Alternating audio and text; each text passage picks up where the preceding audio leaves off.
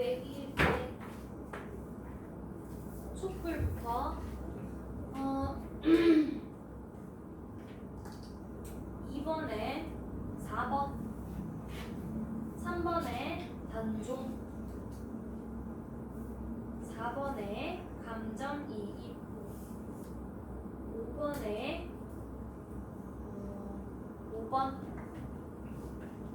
6번에 2번 7번에 촛불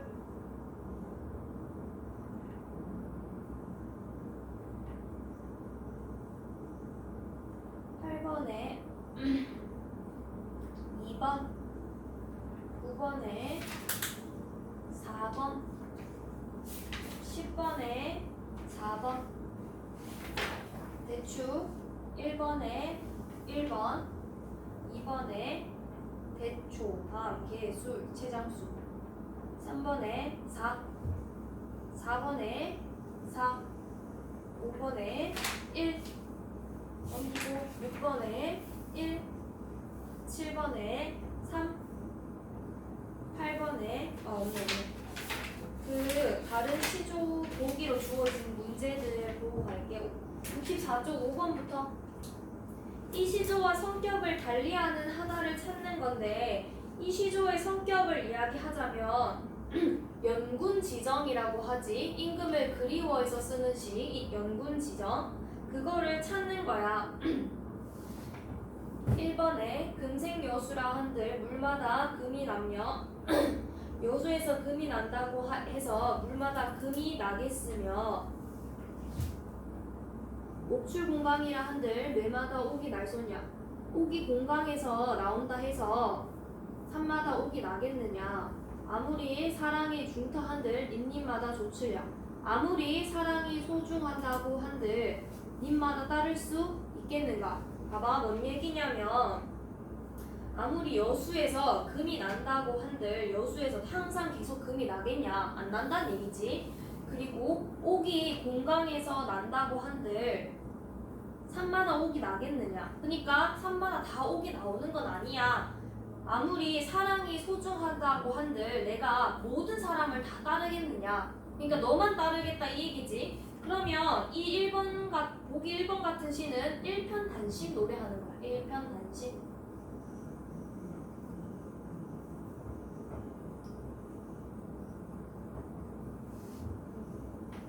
그러면 1번 같은 경우는 촛불도 단종에 대한 일편단심을 노래하는 연군지정이니까 똑같은 성격이라고 볼 수 있지. 그리고 2번 까마귀 눈빛 맞아 희는 듯 건너매라. 야광명월이 밤인들 어두워랴. 님 향한 일편단심. 여긴 이미 적혀있어. 님 향한 일편단심이 이야 고칠 줄이 있으라. 그러니까 일편단심을 노래한 거니까 2번도 같은 맥락이지. 이 몸이 죽어가서 무엇이 될까 하니 복례사 제일봉의 남랑장송대야에서 백설망공곤 할제 독약청정하리라. 이거는 지조와 절개 노래한 거지. 우리 이거 배웠지? 지조와 절개는 일편단심과 관련이 있으니까 이것도 같은 맥락이라고 볼 수 있는 거야.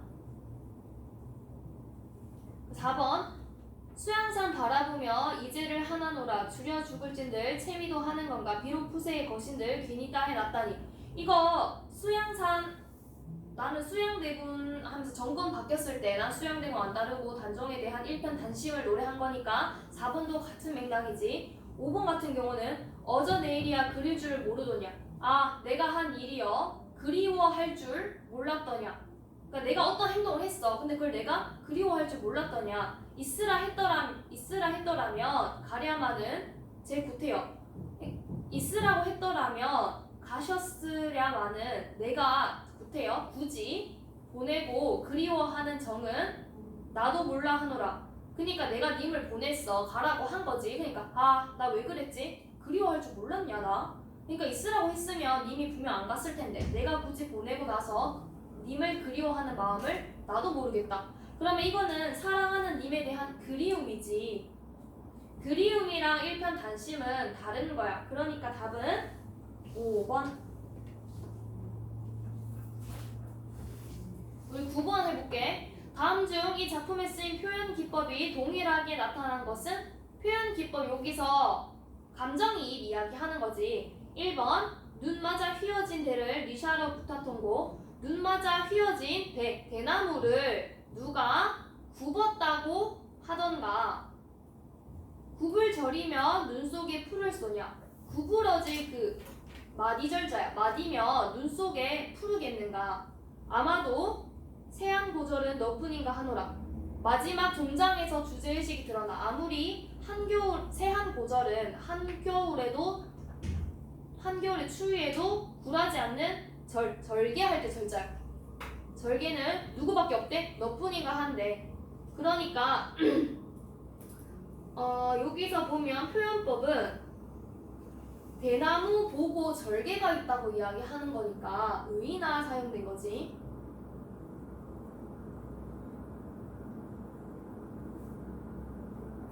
말 없는 청산이요 태 없는 유수로다. 감 없는 청풍이요 님자 없은 명월이라. 이 중에 병 없는 이 몸이 걱정 없이 늘 그리라. 여기서 표현 보면 뭐뭐하이요 뭐뭐로다. 뭐뭐이요 뭐뭐로다. 같은 문장 구조가 짝을 이루어가지고 반복하고 있지. 우린 이거를 대구법이라 하기로 했지.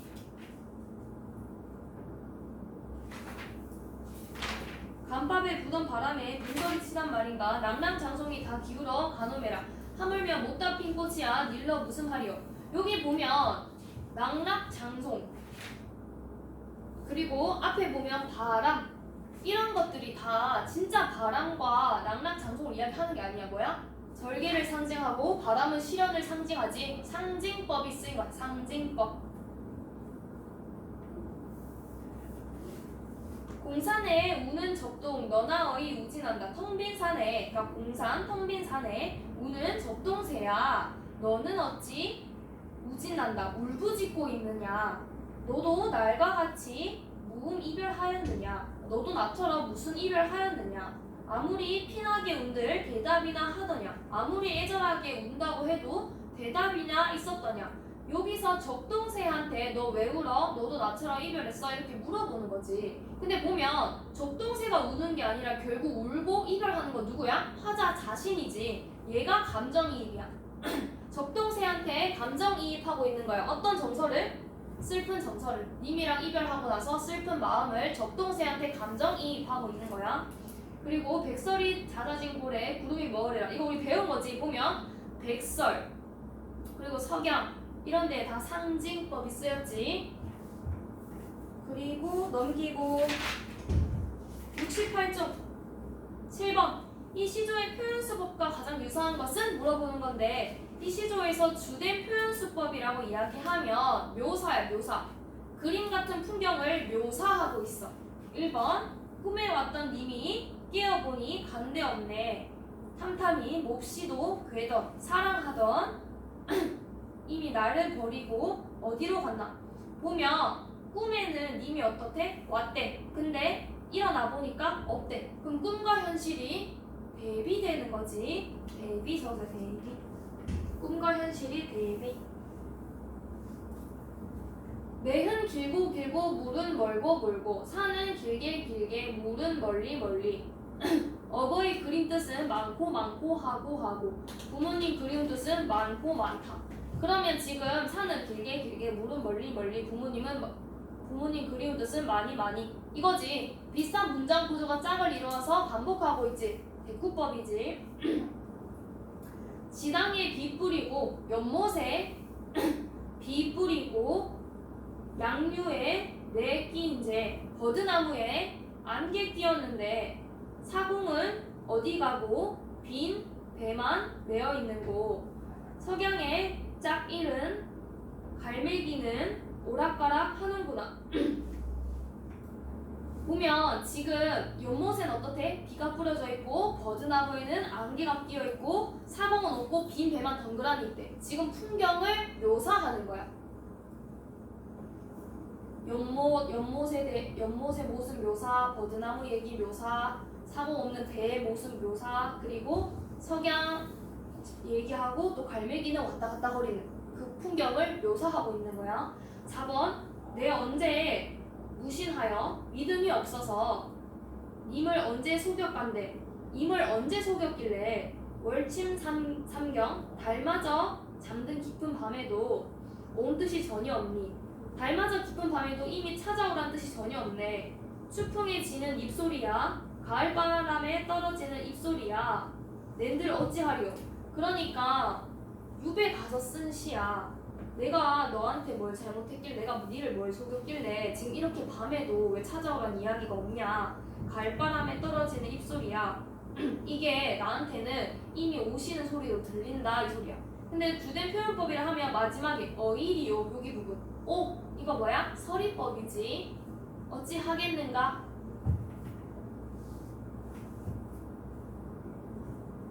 말 없는 청산이요 태 없는 유수로다 값 없는 청풍이요 님자 없음 영어리야. 이것도 계속 반복되고 있지. 아까 앞에 했던 거야. 뭐뭐 없는 뭐뭐요 뭐뭐로다 뭐뭐 없는 뭐뭐요 뭐뭐리라. 같은 문장 구조가 짝을 이뤄 반복하는 거 대꾸법. 그럼 답은 3번. 오늘 허생정 할 거야.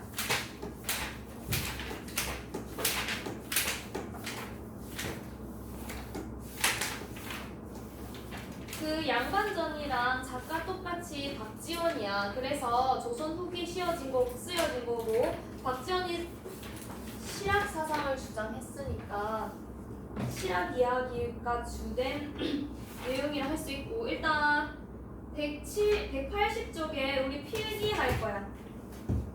자 내용 보면 주인공인 허생이 등장해. 허생은 어떤 사람이냐면 양반인데 맨날 집에서 글만 읽어. 경제적으로 무능해. 근데 그에 비해서 와이프는 실용적인 사람이야. 그러니까 돈을 중시하는 거지. 이 사람 되게 구박했어. 돈 좀 벌어오라고. 그래서 허생이 내가 뭐 돈 벌어오라 못 벌 것 같냐 이러면서 처음에 간 집이 어디냐면 변씨 집이야. 변씨가 이 마을에서 제일 부자였거든. 이 사람 어떤 계층이냐면 조선 후기에 새롭게 등장한 시유는 부유계층이야. 양반전에서 양반 신분을 살려고 했던 부자랑 같은 계층인 거지. 이 사람한테 무작정 그냥 나 만냥만 빌려줘 이렇게 말해. 그런데 이 변씨가 얘를 보니까 범상치 않은 거야. 그래서 아무 이유도 묻지 않고 돈을 턱 갖다 줘. 그래서 이 사람이 그때부터 뭐 했냐면 장사를 했어. 어떤 장사를 했냐면 조선에서 무조건 필요한, 그러니까 조선이 허례의식을 되게 중요시 여겼으니까 제사가 빠질 수 없단 말이야. 그래서 이 제사에 필요한 거 뭐 있어? 막 과일 이런 거지. 그거를 모든 조선에 있는 제사에 필요한 과일을 다 사들여. 그리고 제사할 때쯤, 추석 때쯤 가까이 오면 그거를 자기가 다 가지고 있으니까 모든 사람이 허세한테 살 수밖에 없는 거야. 그러면 이 사람은 독점한 거지. 이거를 독점하게 돼서 얘가 돈을 엄청 많이 벌어. 이렇게 해서 돈을 많이 벌고 자기가 원하는 이상국을 세우고 이런 식으로 상행위로 나서게 하게끔 계기를 준 게 결국 아내인 거지. 이걸 통해서 이 사람이 상행위로 돈을 엄청 많이 벌어. 근데 이 상행위를 할 때 들어간 사상이 뭐냐 하면 실학 사상인 거야.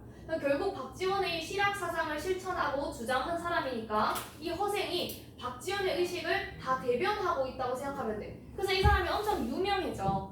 그래서 이완이라는 나라 사람이 얘를 찾아와가지고 지금 조선을 좀 구하고 싶다, 도움을 달라 이렇게 했는데 이 사람은 전형적인 사대부인 거야. 전형적인 사대부면 뭐를 중요시 여기겠어? 허례허식을 중요시 여기는 사람인 거지. 근데 이 사람은 그래서 실리, 그러니까 실질적인 이익보다는 명분이 중요한 사람이야. 그래서 허생이 얘한테 계책을 3가지는 알려줘. 이렇게 하면 할 수 있다. 근데 이 사람 들었을 때 근데 그건 좀 명분이 없어서 그건 좀 명분이 없어서 이런 식으로 해서 결국에는 이 사람이 도움을 줬지만 전혀 받지 못해. 그러니까 이 사람은 허생이라는 인물을 통해서 얘를 지금 조선의 전형적인 사대부들, 나라 사람들을 비판하고자 한 거지. 그래서 그렇게 도움을 줬는데 네가 뭐 하고자 하는 게 없다면 아무 의미 없다, 가라 이렇게 하고 그 다음날 다시 허생을 찾아와 보니까 허생이 없어졌어. 그게 결말이야. 요 내용인데 요게 중요한 거, 분홍 색깔 요건 중요한 거야. 이 사람이 뭐를 상징하는지 요거 지금 필기하세요.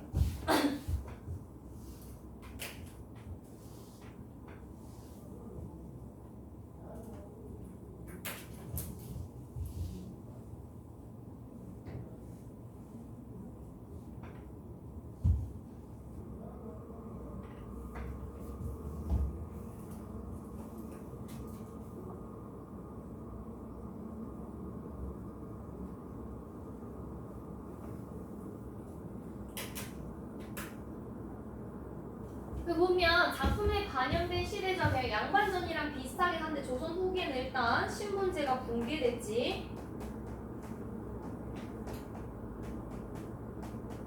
신분제가 붕괴되면서 경제적으로 무능한 양반들이 많이 생겼어. 그래서 평민들도 양반을 풍자하기 시작하고 또 음관들이 많아서 인재 등용 문제도 있었고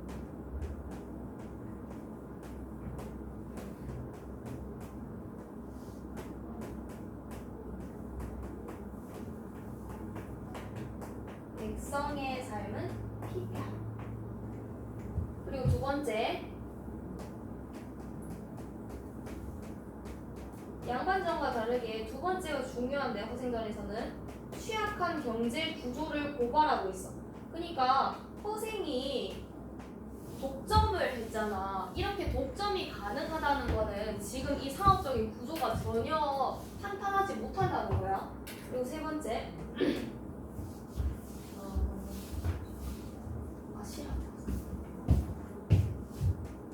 경제 구조를 고발하면서 실학 사상을 대두시켜.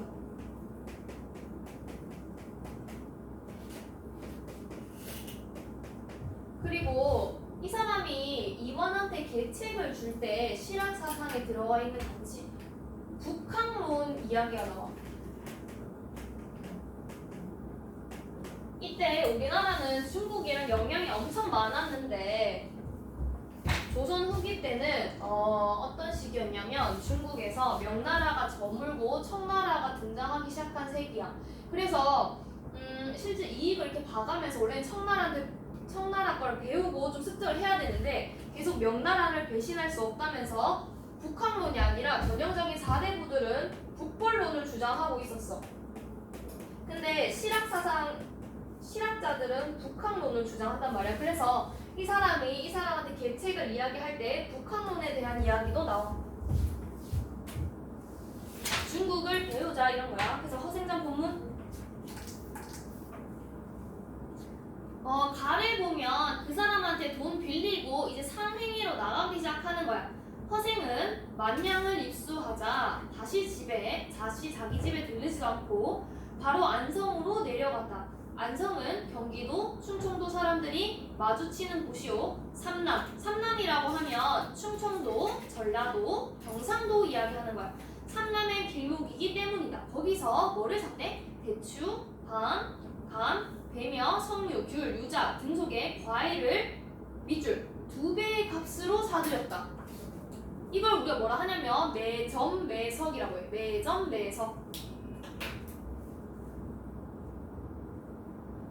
그래서 과일을 다 산 거야. 그러니까 지금 어떻게 됐냐면 허생이 과일을 몽땅 쓸었기 때문에 온 나라가 잔치나 제사를 못 지낼 형편에 이르렀다. 얼마 안 가서 허생에게 2배의 값으로 과일을 팔았던 상인들이 도리어 10배의 값을 주고 사가게 되었다.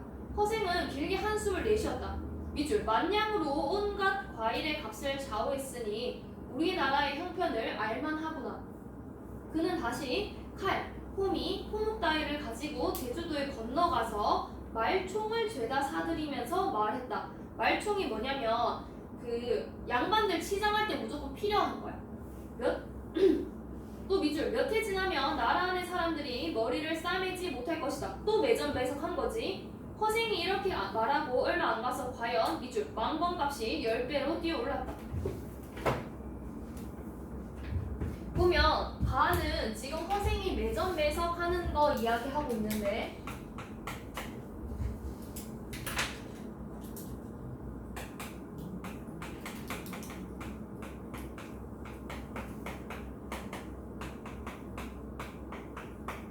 허생이 상업으로 가서 뭘 했냐면 일단 과일을 독점하고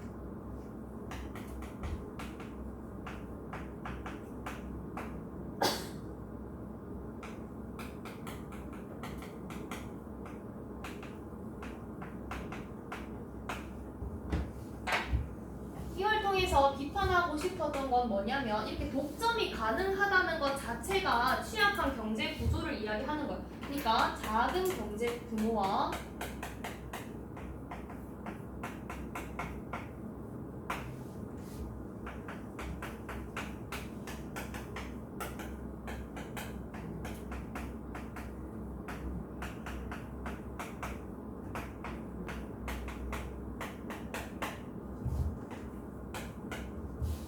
그리고 보면 이거는 과일은 제사, 그리고 말총은 양반들 꾸미는데 필요한 거야. 그러니까 예법에 집착하고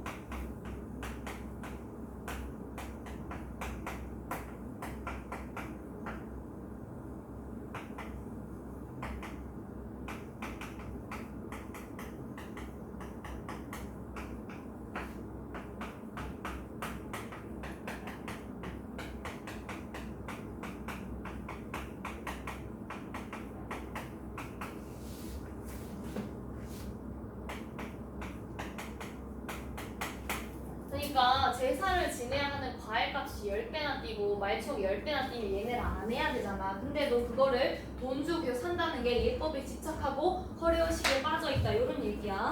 그 다음에 이때 변산에 수천의 군도들이 우글거리고 있었다. 군도들이 우글거리고 있었다. 밑줄 쳐보세요. 군도들이 우글거리고 있었다. 뭔 얘기냐면 도둑들이야. 근데 이 도둑들이 다 원래 누구냐면 백성들이야. 백성들이 뭐가 된 거야? 도둑이 된 거야. 그러니까 지배층이 무능하고 세금을 계속 가혹하게 거두고 백성들은 살 수 없게 삶을 만드니까 백성들이 뭐가 된 거야? 도둑이 되었다 이 얘기야. 그래서 각 지방에서는 군사를 징발하여 수색을 벌였으나 좀처럼 잡히진 않았고 백성들이 도둑이 되니까 나라에서는 뭐를 해? 그 사람들 잡으려고 하는 거야. 군도들도 감히 나가 활동을 못해서 배고프고 곤란한 판이었다. 허생이 군도의 산채를 찾아가서 우두머리를 달렸다. 그 허생이 찾아갔어 그 사람들한테. 1000명이 1000양을 빼앗아 나누면 하나 앞에 얼마씩 돌아가지요? 1인당 한 양이지요. 모두 아내가 있어? 없어. 논밭은 있어? 하니까 군도들이 어이없어 웃었다. 왜 어이없어 웃었겠어? 자신의 처지를 이해하지 못한다고 생각한 거야. 얘는 갑자기 다짜고짜 이런 걸 왜 물어 하고 어이가 없는 거지. 땅이 있고 처자식이 있는 놈이 무엇 때문에 괴롭게 도둑이 된단 말이요. 정말 그렇다면 왜 아내를 얻고 집을 짓고 소를 사서 논밭을 갈고 지내려 하지 않는가? 그럼 도둑놈 소리를 안 듣고 살면서 집에는 부부의 낙이 있을 것이요. 돌아다녀도 잡힐까 걱정을 않고 길의 의식에 요족, 살림을 넉넉히 누릴 텐데. 그러니까 계속 물어보길래 아니 아내도 있고 땅도 있으면 내가 왜 도둑이 되겠냐? 그러면 아내도 없고 집도 짓고 하면 도둑 안 되면 되잖아 하니까 아니 왜 바라지 않겠소? 다만 돈이 없어 못할 뿐이지요. 허생은 웃으며 말했다. 도둑질을 하면서 어찌 돈을 걱정할까? 내가 능히 당신들을 위해서 마련할 수 있어. 내일 바다에 나와보. 붉은 깃발을 단 것이 모두 돈을 실은 배이니 마음대로 가져가구려. 허생이 군도와 언약하고 내려가자 군도들은 모두 그를 미친놈이라고 비웃었다. 이튿날 군도들이 바닷가에 나가 보았더니 과연 허생이 30만 양의 돈을 싣고 온 것이었다. 모두들 대경해서 허생 앞에 줄지어 절했다. 오직 장군의 명령을 따르겠소이다. 그러니까 허생이 이 상행위로 돈을 번 거를 군도들 갖다 줬어. 너희들 힘껏 짊어지고 가거라. 이에 군도들이 다투어 돈을 짊어졌으나 한 사람이 100냥 이상을 지지 못했다. 너희들 힘이 한껏 100냥도 못 지면서 무슨 도둑질을 하겠느냐. 이제 너희들이 양민이 되려고 해도 이름이 도둑의 장부에 올랐으니 갈 곳이 없다. 내가 여기서 너희들을 기다릴 것이니 한 사람이 100냥씩 가지고 가서 여자 하나, 소 한 피를 거느리고 오너라. 허생의 말에 군도들은 모두 좋다고 흩어져 갔다. 허생은 몸소 2000명이 1년 먹을 양식을 준비하고 기다렸다. 군도들이 빠짐없이 모두 돌아왔다. 드디어 다들 배를 싣고 그 빈 섬으로 들어갔다.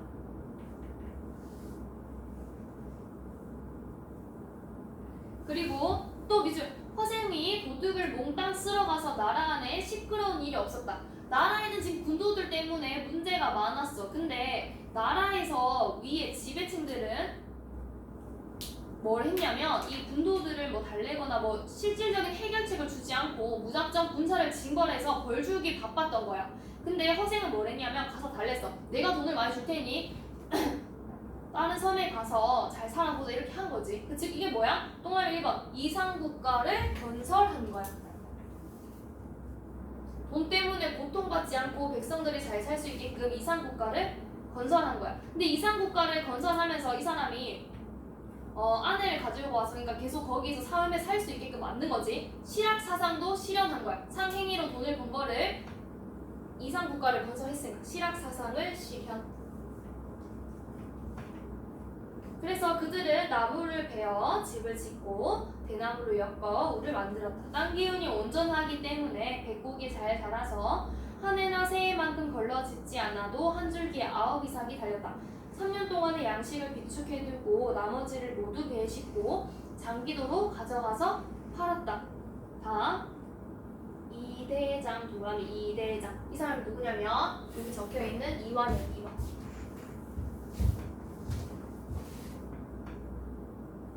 그러니까 이대장이랑 변씨랑 원래 친분이 있는 사이야. 그래서 이완이 요즘 나란 일 때문에 골머리를 써보니까 변씨가 내 주변에 그런 영웅적인 사람이 있다 하고 이 허생을 소개시켜준 거지. 그래서 원래는 변씨랑 허생이 이렇게 앉아서 있는데 이완이 이제 찾아온 거야 중간에. 근데 이대장이 방에 들어와도 허생은 자리에서 일어서지도 않았다.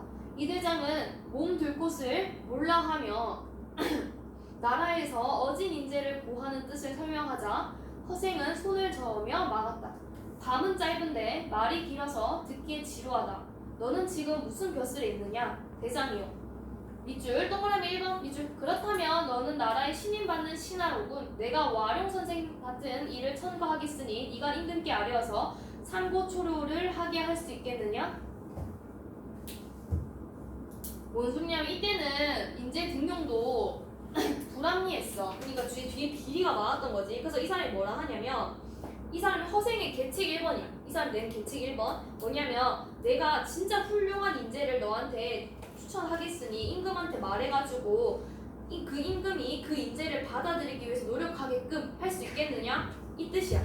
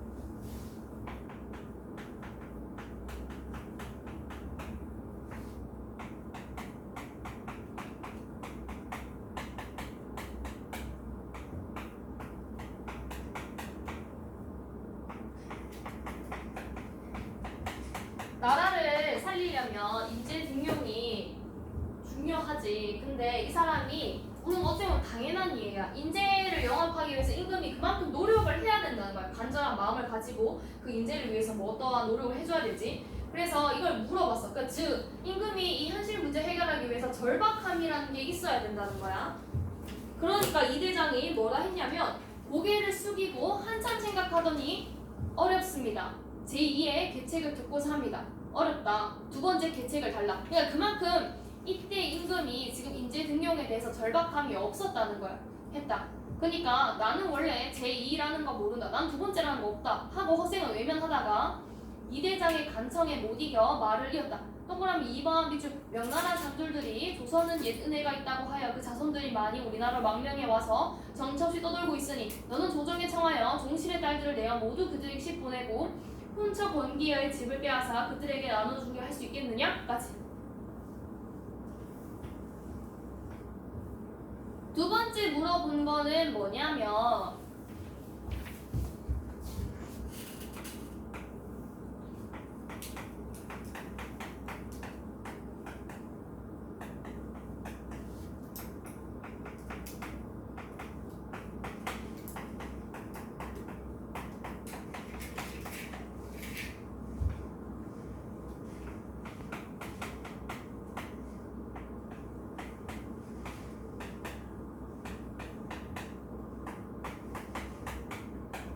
중간에 자세하게 나와 있어. 그 조선으로 망명한 명나라 자손들에게 지금 나라에서 한 자리 해먹고 있는 그 사람들 딸들을 시집 보내고 거기에 그리고 세도가 지금 양반들 사대부들의 재산을 나누어 줄 수 있겠는가? 이렇게 묻는 거야. 왜냐면 지금 이때 조선은 명나라를 섬기고 있다고 했으니까 명나라를 진짜 위한다면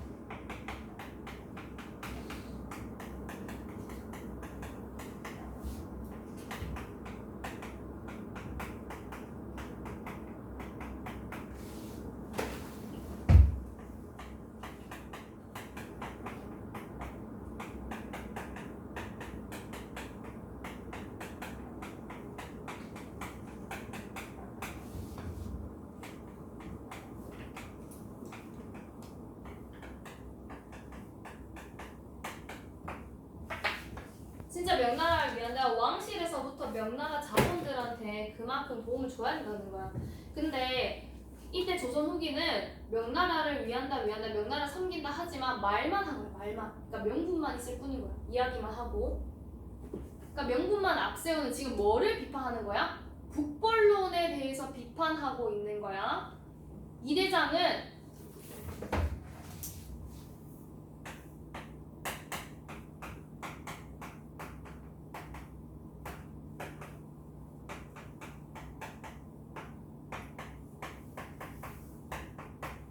그러니까 북벌론 이야기하면서 그 허구성, 그럼 결국 북벌론은 아무것도 없다, 가짜다, 이거를 비판하는 거지. 봐, 이것도 어렵다, 그러니까 이게 뭐라 하냐면 이 대장은 또 머리를 숙이고 한참 생각하더니 어렵습니다 했다. 봐, 이것도 어렵다, 저것도 어렵다 하면 도대체 무슨 일을 하겠느냐? 가장 쉬운 일이 있는데 네가 능히 할 수 있겠느냐? 말씀을 듣고자 하옵니다. 무릇 천하의 대의를 외치려면 먼저 천하의 호걸들과 접촉하여 결탁하지 않고는 안 되고 남의 나라를 치려면 먼저 첩자를 보내지 않고는 성공할 수 없는 법이다. 지금 만주 정부 청나라가 갑자기 천하의 주인이 되어서 중국 민족과는 친근해지지 못하는 판에 조선이 다른 나라보다 먼저 섬기게 되어 저들이 우리를 가장 믿는 터이다. 진실로 당나라 원나라 때처럼 우리 자제들이 유학 가서 벼슬까지 하도록 허용해 줄 것. 그러니까 인적을 교류하라는 거지. 우리나라가 그 청나라 가서 배워오라. 인적 교류하고, 그리고 상인의 출입을 금하지 말도록 할 것. 이건 뭐냐면 무역을 어떻게? 자유무역 할 것을 간청하면 저들도 반드시 자기네에게 친근해지려 함을 보고 기뻐 승낙할 것이다. 동그라미 3번 밑줄. 국중의 자제들을 가려 뽑아 머리를 깎고 되놈의 옷을 입혀서 그중 선비는 가서 빈 공가에 응시하고 또 서민은 멀리 강남에 건너가 장사를 하면서 저 나라의 실정을 정탐하는 한편 저 땅의 호걸들과 결탁하며 한번 천하를 뒤집고 국치를 실 수 있을 것이다. 보면 우리나라의 그 자제들 가려가지고 뽑아가지고 걔네가 여기 대머리에 머리 묶고 다니는 머리였잖아. 그 머리를 깎고 그 중국의 옷을 입혀서 그중 선비는 가서 빈공가, 외국인들 시험 치는 거 그거 치고 응시하고 또 서민은 멀리 강남에 가가지고 장사하고 저 나라의 경제구조 이런 실정을 한번 보고 저 땅의 호걸들과 결탁하면 한번 천하를 뒤집고 국치가 뭐야? 병자호란 이야기 하는 거야. 그때 나라의 치욕, 병자호란을 씻을 수 있을 것이다. 그러니까 병자호란 때문에 청나라 저걸 두지 말고 가서 오히려 배워와라. 그리고 만약 명나라 황족에서 구해도 사람을 얻지 못할 경우 천하의 제후를 거느리고 적당한 사람을 하늘에 청구한다면 잘되면 대국의 스승이 될 것이고 못되어도 백구 지국의 지위를 잃지 않을 것이다. 이 대장은 힘없이 말했다. 사대부들이 모두 조심스럽게 예법을 지키는데 누가 변발을 하고 호복을 입으려 하겠습니까? 그러니까 청나라 교류를 해서 그들을 파악해야지 우리가 병자호란과 같은 치욕을 겪지 않을 수 있다라고 이야기를 했는데 이 대장이 뭐라 대답했냐면 지금 조선의 사대부들은 애초에 실리가 아니라 명분을 중시하기 때문에 할 수 없다고 대답하는 거야. 그러니까 명분을 중시하는 사대부들을 비판하는 거야. 3번은.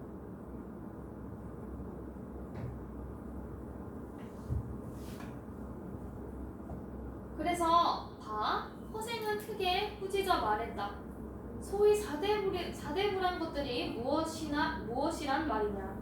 오랑캐 땅에서 태어나 자칭 사대부라 뽐내다니 이런 어리석을 때가 있느냐. 의복은 흰옷을 입으니 그것이야말로 상인이나 있는 것이고, 그러니까 부모님 돌아가시고 입는 옷 그거나 있는 거고, 머리털을 한데 묶어 송곳같이 만드는 것은 남쪽 오랑캐 습속에 지나지 못한데 대체 무엇을 가지고 예법이라 한단 말인가? 변호기는 원수를 갚기 위해 자신의 머리를 아끼지 않았고, 무령왕은 나라를 강성하게 만들기 위해 되놈의 옷을 부끄럽게 여기지 않았다. 여기 보면 번옥이랑 무령왕은 다 역사적 인물이야. 이 사람들은 목표를 이루기 위해서 노력했던 인물들이야. 즉 이걸 통해서 번옥이랑 무령왕 이야기하면서 뭐 비판하는 거냐면 허례허식 비판이라고 보세요. 허례허식 비판. 이제 대명을 위해 원수를 갚겠다 하면서 그깟 동그라미 머리털, 동그라미 1번 머리털 하나를 아끼고 또 장차 말을 달래고 칼을 쓰고 창을 던지며 활을 당기고 돌을 던져야 할 판국에 동그라미 2 넓은 소매의 옷을 고쳐 입지 않고 따낸 예법이라 한단 말이냐. 방금 동그라미 친 게 뭐냐면 허례허식을 상징하는 것들이야. 머리털, 넓은 소매. 내가 세 가지를 들어 말하였는데 너는 한 가지도 행하지 못한다면서 그래도 신임받는 신하라 하겠느냐. 신임받는 신하라는 게 참으로 이렇단 말이냐. 너 같은 자는 칼로 목을 잘라야 할 것이다 하고 좌우를 돌아보며 칼을 차서 찌르려 했다. 이대장 놀라서 일어나 급히 뒷문으로 뛰쳐나가 도망쳐 돌아왔다. 그러니까 지금까지 이야기하면서 지배층이 내세우는 그 국본론이 실제로는 명분뿐이고 아무것도 없다. 가짜라는 걸 비판하는 거지. 4. 밑줄. 이튿날 다시 찾아가 보니 집이 텅 비어있고 허생은 간 곳이 없다. 이게 결말이야. 근데 결말이 어때? 완성이 좀 안 되어 있는 느낌이지. 미완의 결말.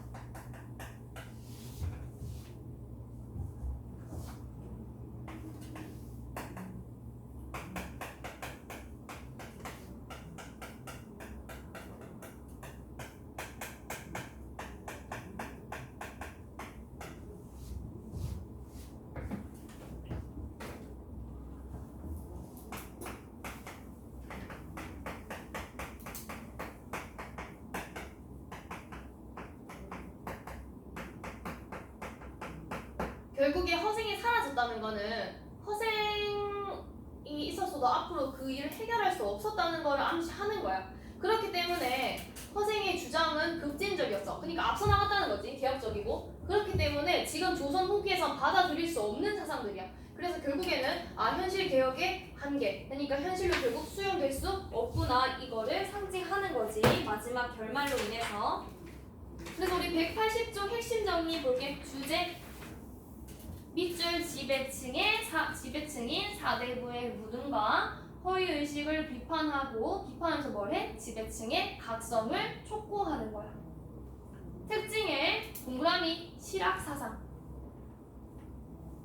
그리고 빈섬의 상징적 의미가 중요해. 빈섬. 이거 뭐야? 이상향의 구체적인 모습이야. 이상국가를 실현하는 게 빈섬이니까. 그래서 허생은 여기서 이상국가를 실현하고 사람들 부자이기 때문에 영웅적 인물이에요. 영웅적 인물. 영웅 소설은 아니지만 영웅적 인물. 그래서 이해와 감상 보면 허생가는 허생이라는 비범한 풍모와 영웅적 면모를 지닌 인물을 통해 당대 사회, 경제적, 사회적 제도의 취약점과 모순, 지배계층의 사대부의 무능과 허위의식을 풍자한 소설이다. 이 작품에서 허생의 행위는 크게 세 가지로 나눠 볼 수 있는데 우선 동그라미 1번 뭐? 매점, 매석. 이걸 통한 상행위이다. 허생은 매점 매석을 통해 많은 돈을 버는데 이러한 상행위를 통해 작가는 밑줄 그 당시에 취약한 경제 구조 또 밑줄 허례허식에 치우친 양반들을 풍자하고 있다. 두 번째는 허생이 군도를 이끌고 동그라미 2번 밑줄 빈섬으로 들어가는 행위이다. 이를 통해 밑줄 지배층의 무능으로 말미암아 양민이 도둑이 될 수밖에 없는 사회 현실 비판. 그리고 이용후생